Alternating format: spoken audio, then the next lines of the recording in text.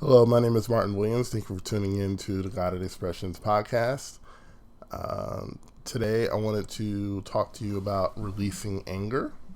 And it's interesting, I started talking and I started recording, only to find out that I wasn't recording at all. So I'm glad I didn't get through the end of my audio to realize that none of it was recorded. But anyway, I figured we'll just start over again and start from the top. So, why is anger releasing important? It's because, as human beings, we have the ability to get angry. We have the potential to get angry at different things. It's really a decision how far we allow our anger to go. Getting angry in and of itself is not a bad thing. Getting angry is not a um, it's not a negative thing. A lot of people think that anger is the enemy, and that's not true. That's like saying sadness is the enemy or happiness is the enemy, because it is a natural human emotion. We all have it. The key, of course, is when that anger gets out of balance. Now, if you're getting angry every day at every single thing, then you're out of balance. You have an anger problem, as we say, and you need help with it. Um, but sometimes some things justify getting angry about. When you see what's happening at the border with children being separated from their families, and it's not. I'm not trying to make a political statement here, but when you see what's happening to these children and being separated from their families, it's enough to make you angry. Um, when you see a child gunned down in street violence in one of our inner cities, that's enough to make you angry too.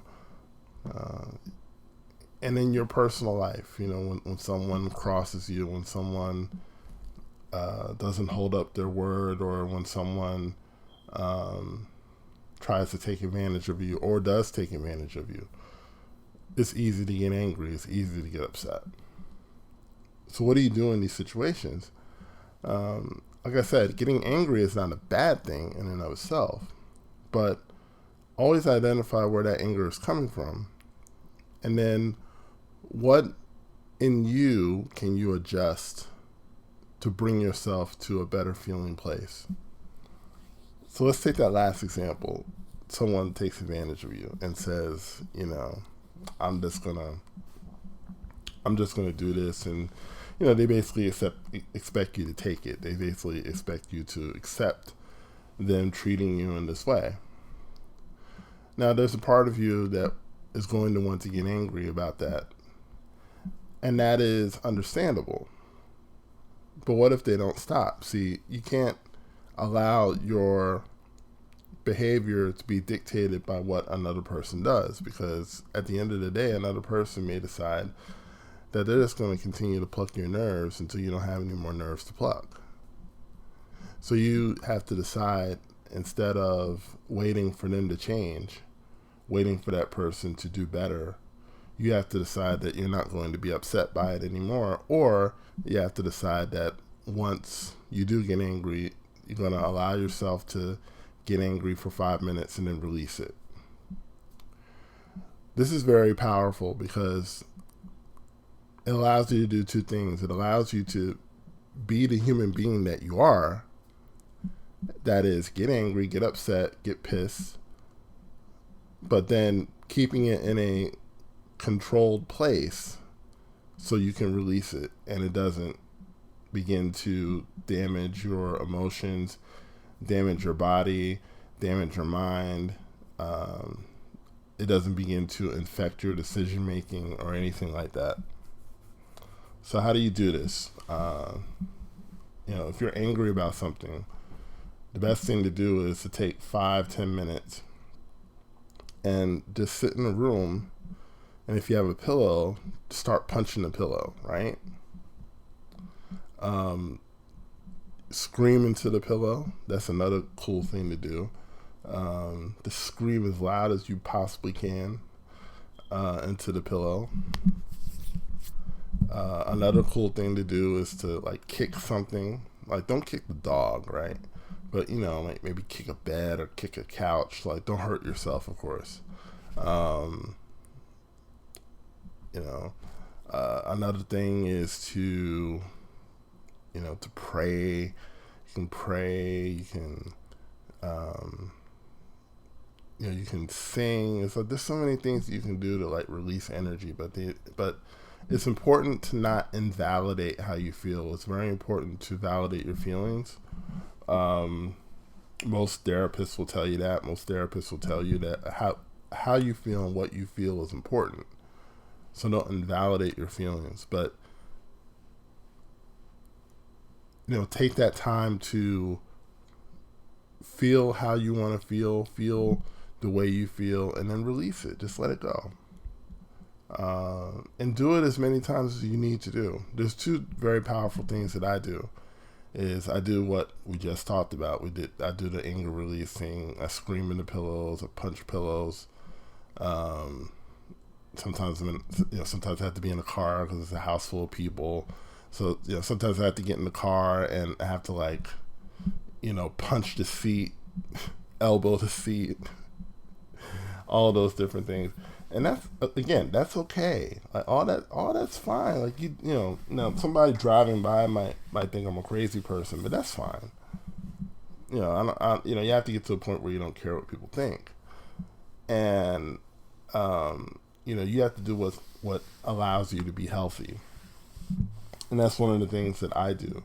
And another thing that I like to do is I like to do like an audio diary. So what I do is that I record myself talking, and I for like 5-10 minutes I just talk, and I don't censor myself, I don't hold back. I just say what I need to say, and it can be directed at anybody. It can be directed at the sky. It doesn't really matter, but I just get it out. Okay. And it's so powerful to do, because I think a lot of times people feel like they can't say what they want to say because they're afraid of hurting someone's feelings. They're afraid of someone being offended. And whether or not you're afraid of someone being offended, these are things that you feel, and these are valid feelings and valid things that you need to get off your chest and get off your mind and say, so you can move forward and you can go on and you can live your life in peace. Because the bottom line is that the world is going to keep being the world. There's always going to be people who drive too slow. There's always going to be people who don't use a turn signal. There's always going to be people who try to take advantage of you or try to use you. There's always going to be people who say one thing and do another. There's always going to be people who let you down, and it's not to be negative. It's not to be grim in any way. It's just life, and you can still love them, and you can still wish the best for them, and you can still be happy in your own life and not worried about what another person is doing, because we live a long life, and by God's grace we live a long life, and you want to live as happy as you possibly can, and one of the ways to do that is to let anger go. You got to let it go. Anger that is built up, anger that is repressed, anger that is not allowed to express itself becomes destructive. And when you see people blowing up buildings, when you see people shooting co-workers, shooting innocent people, there's a lot of repressed anger there, and it didn't have to be that way. It could have easily been let go of if the person had the tools. And so what I want to really encourage you to do is to, whenever you feel yourself getting angry, just take 5-10 minutes and excuse yourself from the situation. If you have a room that you can go to and not be disturbed, do that. If like I said, if you're in a house full of people, Sometimes it means going to the car and releasing anger there. But you have to release anger, or it will begin to have a negative effect on your life. And if you do that, I believe that you will become someone who will not be easily bothered. Some people will meet you and say, well, you don't ever seem to get angry about anything. And that may or may not be true. It's just that you know how to handle it. So I want to thank you for listening to the podcast. Don't forget to subscribe to this podcast on Spotify as well as iTunes or Apple. I keep calling it iTunes. It's Apple Podcasts. Apple Podcasts. Don't forget to subscribe to the podcast. Also go to my website, guidedexpressions.com. You're going to find a bunch of material there that will help you live an amazing life. Okay, my name is Martin Williams. Thank you so much for tuning in. Until next time.